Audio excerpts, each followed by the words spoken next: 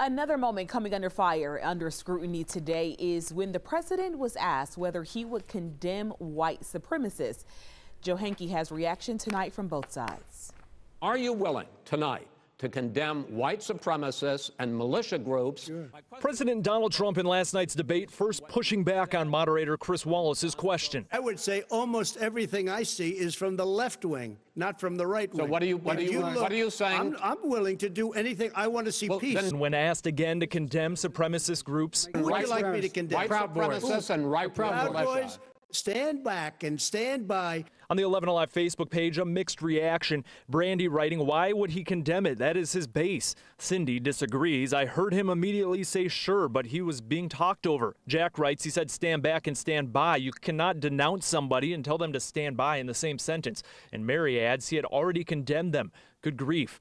Today, Atlanta City Council member Andre Dickens tweeted, Joe said plainly this is about equity and equality.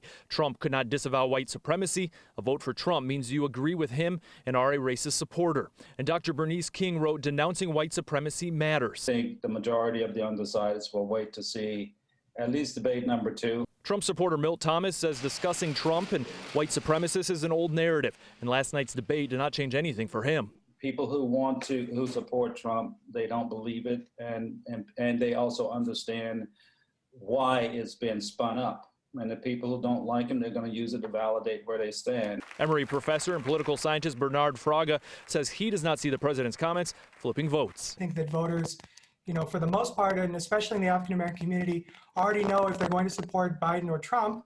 But the decision is really coming down to, are they going to show up to vote or not? And throughout the day, we have heard from several of Georgia's top elected officials, as well as candidates for open House and Senate seats. They're reacting to these comments from President Donald Trump during last night's debate. We have those reactions for you to read right now on 11alive.com. So the Proud Boys is a far-right extremist group. The SPLC classifies it as a hate group and noted a small presence here in Georgia in a recent report. NBC reports the group has been tied to violence at recent protests, marching in Charlottesville, and more recently, organizing protests against Black Lives Matter. After the president's comments last night, the group added his words to its logo.